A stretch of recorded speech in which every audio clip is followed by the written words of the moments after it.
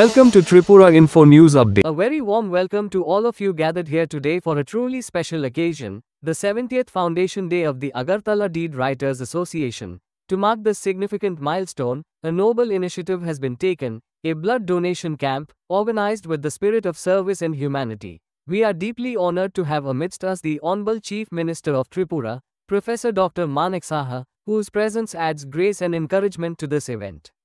We also extend a heartfelt welcome to all the dignitaries, esteemed guests, and our dear participants. Court complex চত্বরে আমাদের মাঝে উপস্থিত আছেন শ্রদ্ধেয় কমল বৈষ্ণব মহারাজজি, শ্রী চৈতন্য গৌরীয় মঠ, শ্রী জগন্নাথজিও মন্দিরে উপস্থিত বিকে মমতা বেহেনজি, প্রজাপিতা ব্রহ্মাকুমারী ঈশ্বরিয়া ইউনিভার্সিটি রামনগর আগরতলা। আমাদের মাঝে উপস্থিত আছেন শ্রী শ্যামল কুমার দেব, এই ডিড রাইটার্স অ্যাসোসিয়েশনের সম্মানিত সদস্য তথা বিশিষ্ট সমাজসেবী। তাছাড়া এখানে উপস্থিত আছেন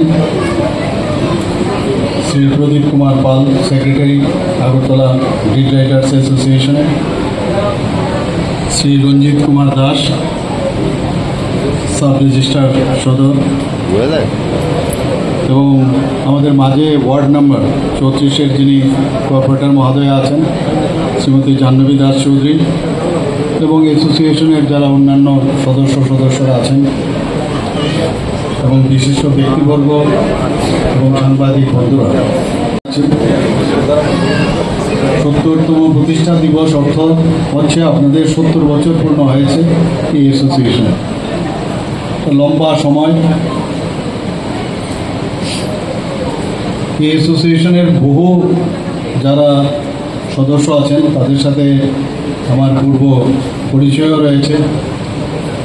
যারা এখানে অনেকে ব্লাড দিচ্ছেন আজকে তাদের সাথে আমার পরিচয় রয়েছে অনেকদিন আগের থেকে। এখানে আজকে শ্রদ্ধা নিবেদন করলাম যাদের উদ্দেশ্যে ডিড রাইটার্স অ্যাসোসিয়েশনের যারা প্রতিষ্ঠিত করেছিলেন এই অ্যাসোসিয়েশনকে। সাদা কালো ছবি এখানে দেখতে পেলাম। ওনাদের সাথেও অনেকের আমার পরিচয় ছিল, আমাদের ফ্যামিলিরও পরিচয় ছিল।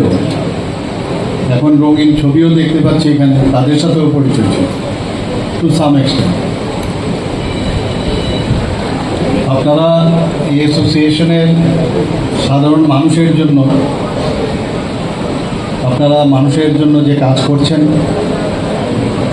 এবং এটাও কিন্তু একটা সামাজিক দায়বদ্ধতা আমি মনে করি, এবং জায়গা সম্পত্তি ইত্যাদির বিষয়ে আপনাদের কাছে যখন মানুষ আসে তখন কিন্তু আশা করে এবং আপনাদের উপর প্রচণ্ড বিশ্বাস রাখে যে মুখের কাছে যদি আমরা যাই, ডিড রাইটার্সের কাছে যদি সদস্যর কাছে যাই, তাহলে আমার কাজটা প্রপারলি হবে, আইন অনুসারে হবে, ভবিষ্যতে কোনো সমস্যার সম্মুখীন হতে হবে না। এবং আপনাদের এই বিশ্বাস যারা আপনাদের কাছে আছে সেটা কিন্তু আপনাদের উপর অনেকটা নির্ভর করে।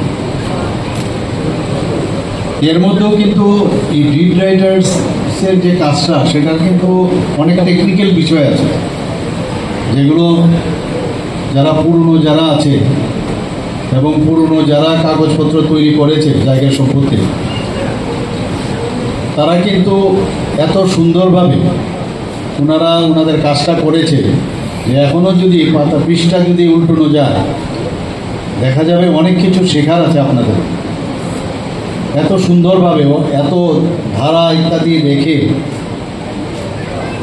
যারা আসেন সেই কাজটার জন্য তাদের কিন্তু সে সমস্যা হয় না, এবং এটার একটা ধারাবাহিকতা এখনও অনেকে সেটা ধরে রেখেছেন। এবং আমি আশা করি আপনাদের এই যে কাজটা আরও সেখানে যদি আপনাদের ওয়ার্কশপের মতো ব্যবস্থা হয়, কোনো জায়গায় যদি মনে হয় যে আমার এই কাজটা আমি ঠিকভাবে বুঝছি না বা জানি না, আমি জানি, তাও আপনারা হয়তো বা একজন আরেকজনের সাথে কথা বলে যিনি যে বিষয়টা জানেন এবং আমি যা জানি অনেকে আছে উত্তরাধিকার সূত্র এখানে এই ডিড রাইটার্সে কিন্তু আছে, সেটা একটা বিশেষ বিষয়। এবং আমি আজকের এই যে রক্তদানের যে আয়োজন, এটা একটা এই উপলক্ষে বিশেষ করে 70 বছর পূর্ণ হওয়ার সুবাদে আপনারা যে রক্তদান শিবিরের আয়োজন করেছেন, এটা কিন্তু আরেকটা বার্তা মানুষের কাছে যাবে যে সামাজিক দায়বদ্ধতাও আপনাদের আছে। এবং রক্ত আমরা জানি যে আমাদের শরীরের যে রক্ত, সেটা কিন্তু আমাদের শরীরের ওজনের তুলনায় অনেকটা বেশি থাকে। পুরুষদের বেলায় 26 ml আর মহিলাদের বেলায় 16 ml। আমাদের 350 ml যদি আমরা উদ্বৃত্ত রক্ত থাকে, সেটা যদি 350 ml আমরা দিই, তারপরেও আমাদের শরীরে কিন্তু কত ml থাকে। এবং আরবিসির মতো যে রক্ত কণিকা আছে, সেগুলো কিন্তু 3 মাসের মধ্যে এমনিত শরীরের মধ্যে মারা যায়। কাজেই যদি আমরা সেটা মুমূর্ষ ব্যক্তির জন্য আমরা যদি দিতে পারি, এবং তাহলে কিন্তু 3 জন লোক বা 4 জন লোকের কিন্তু আপনারা তাদেরকে সাহায্য করছেন মুমূর্ষ ব্যক্তি। আমাদের ত্রিপুরাতে রক্ত দেওয়ার ক্ষেত্রে এখানে কিন্তু সারা ভারতবর্ষের মধ্যে একটা উল্লেখযোগ্য স্থানে আমরা আছি। এবং সেই যে ট্রেডিশন সমানে চলছে। সরকারের, আমাদের ত্রিপুরা সরকারের স্বাস্থ্য দপ্তরের তরফ থেকে আমরা বিভিন্ন ব্লাড ব্যাংক আমরা ত্রিপুরাতে আছে। এখানে প্রায় 12 সরকারি এবং 2টো হচ্ছে বেসরকারি, প্রায় 14টা, তারও উপরে হয়তো আগামী দিনে হবে ব্লাড ব্যাংক আছে। কম্পোনেন্ট সেপারেশনেরও ব্যবস্থা আছে, আগে সেই সুবিধাও ছিল। সেই কম্পোনেন্ট সেপারেশন, আরবিসি, ডাব্লিউবিসি বা প্লেটলেট, প্লাজমা আলাদা করা, সেই বিষয়ও আগে ছিল না। সেইগুলো আমরা এখন ত্রিপুরা সরকার আমরা সেই ব্যবস্থা করেছি, যাতে করে যেখানে যে কণিকার প্রয়োজন সেটা দেওয়া যায়, বাকি যে কণিকাগুলো আছে বা প্লাজমা সেটা কিন্তু নষ্ট হয় না। এখন সেইভাবে আমরা চেষ্টা করছি যাতে মানুষের কল্যাণে কাজ করা যায়। আর আমরা মানুষের কল্যাণেই কাজ করতে চাই। এবং আমি আশা করি যে ত্রিপুরার যে চাহিদা ব্লাড ব্যাংকে, যে 1% পপুলেশনের, আমাদের যদি 40 লক্ষ আমাদের পপুলেশন হয়, সেই তুলনায় 1% যদি হয় তো 40,000 ইউনিট আমাদের রাখতে হবে। সেইভাবে আমরা দেখে গেছি গত অর্থ বছরে আমাদের প্রায় 40,000-এর উপরে আমাদের রক্ত সংগ্রহ হয়েছে ইউনিট। তো মানুষ কিন্তু এই রক্তদানের মাধ্যমে আরও বেশি, আজকে যারা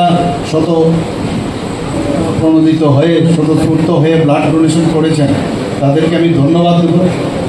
এবং ওনাদেরকে দেখেও যারা এখনও রক্ত দিতে অনাগ্রহী, যারা আগ্রহ প্রকাশ করছেন না, তারাও কিন্তু আহ্বান রাখবো, তারাও যেন আসে। আমাদের মধ্যে যে রক্ত ব্যবহার করা এবং রক্ত নেওয়া, এর মধ্যে যে একটা ডিমান্ড অ্যান্ড সাপ্লাই, সেটা যেন সবসময় একটা তার ব্যালেন্স থাকে, সেই উদ্দেশ্যে আমি সমস্ত যারা এখনও রক্ত দেননি এবং বিশেষ করে যারা ইয়াং জেনারেশন 18 বছরের উপরে, তাদেরকে আমি বলবো রক্তদানে যেন ওনারা এগিয়ে আসেন। আমরা জানি যে 60 বছর পর্যন্ত যারা সুস্থ ব্যক্তি রক্ত দিতে পারে, ইভেন যারা 65 ইয়ার যারা নিয়মিত রক্ত দেন, তারাও কিন্তু রক্ত দিতে পারে। মহিলাদের বেলায় মাসে 3 বার রক্ত দেওয়া যায়, পুরুষদের বেলায় 3 মাস অন্তর অন্তর রক্ত দেওয়া যায়। এবং রক্ত দানে আসলে কিন্তু নিজের শরীরও পরীক্ষা হয়ে যায় যে আমি কোনো রোগে আক্রান্ত কিনা। তো নিজের শরীরের জন্য ভালো, এবং রক্ত দেওয়ার পর সেটাও কিন্তু খুব অল্প দিনের মধ্যে সেটা কিন্তু আবার পূরণ হয়ে যায়, যে স্বাস্থ্যের জন্যও ভালো, ব্লাড প্রেশারের থেকে আরম্ভ করে হার্টের জন্য সব দিক দিয়ে রক্ত দেওয়া খুবই ভালো আমরা জানি। এবং আমি আশা করি যে এই ধরনের যে আপনারা প্রশংসনীয় কাজ এখানে আজকে করেছেন, সেটা যে বার্তা অন্যান্য সমাজের মধ্যে যাবে, অন্যান্য যারা সংগঠন আছে তারাও সেই বার্তা নিয়ে আগামী দিনে আরও বেশি অগ্রণী ভূমিকা নেবেন এবং আজকে এখানে আসতে পেরে আমি অত্যন্ত খুশি হয়েছি এবং আপনাদের সম্পর্কে আবার একটা ফিজিক্যাল যে যোগাযোগ সেটা হলো এবং আশা করি আপনারা যে দায়বদ্ধতা নিয়ে মানুষের জন্য কাজ করছেন দায়বদ্ধতাটা কিন্তু আরেকটু অনেস্টি যদি বাড়ানো যায় তাহলে আরও মানুষের কাছে গ্রহণযোগ্যতা আপনারা পাবেন। এই বার্তা রেখে এই মেসেজ রেখে আমি আমার বক্তব্য শেষ করছি। নমস্কার। Subscribe to Tripura Info and press the bell icon so that you never miss any latest updates and news on Tripura.